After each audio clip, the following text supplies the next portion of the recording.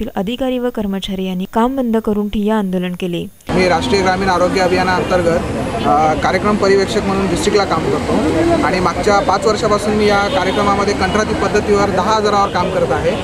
आणि आता जो शासनाने जो फतवा काढला आहे की कंत्राटीकरण रद्द करून सुद्धा जे खाजगीकरण चालवलं आहे आणि त्या खाजगीकरणामध्ये आमच्या सर्व कर्मचाऱ्यांचं नुकसान आहे। मी जेव्हा या राष्ट्रीय ग्रामीण आरोग्य अभियानामध्ये लागलो तेव्हा माझं वय होतं 25 आणि आज माझं वय 30 झालेलं आहे। मी ओपन कास्टचं असून आमची आता एजबार झालेला आहे आणि आता आम्हाला डावलून हे जे खाजगीकरण होतं आहे ह्या खाजगीकरणाला आमचा मुख्य विरोध आहे।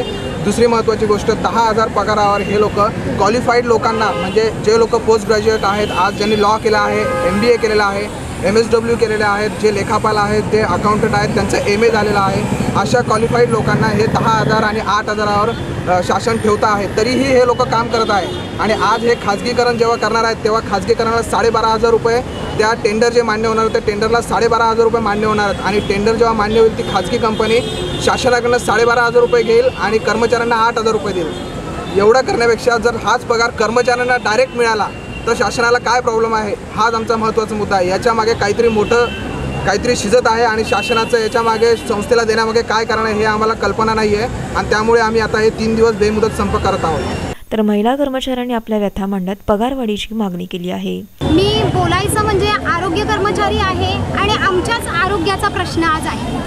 आम्ही आरोग्य कर्मचारी आणि आमच्याच आरोग्याचाच प्रश्न, कारण की आर्थिकच आम्ही एवढं कमकुवत आहोत। आर्थिक नसल्यामुळे मानसिक सगळेच विकार आर्थिक नसल्यामुळे आणि मुद्द्याचे आम्ही फक्त इथे मागण्यांसाठी आलेलो आहे। तर आम्हाला मागण्या म्हणूनच आम्हाला सामोरं व्हायला म्हणजे सामोरं करून घ्या, कारण की जर का आम्ही अधिकारावर उठलो ना तर सगळ्यांनाच ते भारी जाईल म्हणूनच। आणि आमच्या अगदी खूप काही मोठ्या मागण्या नाहीत, किरकोळ मागण्या काय तर आमच्या मानधनावर लिमिटेड मानधनावर आम्हाला ठेवलं। लिमिटेड मानधनावरती कुणाचं पोट भरतंय, कुणाचंच नाही भरत आणि आम्हाला तर अजिबात नाही जमत आहे। त्याच्यामुळे एक आम्हाला परमनंट एजबार ज्या होत चालल्या त्या जर पुढे जाऊन जर एजबारच झाल्या तर त्यांना मग काहीच त्यांची सोयच नाही होणार।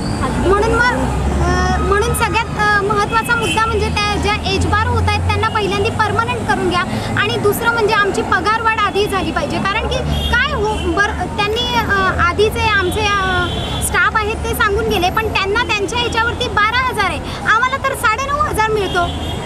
9,500 काय होतं, काहीच होत नाही। म्हणून शासनाला अतिशय नम्र विनंती आहे की पहिल्यांदा आमच्या ज्या महत्त्वाच्या मागण्या आहेत त्याच्याकडे लक्ष द्या।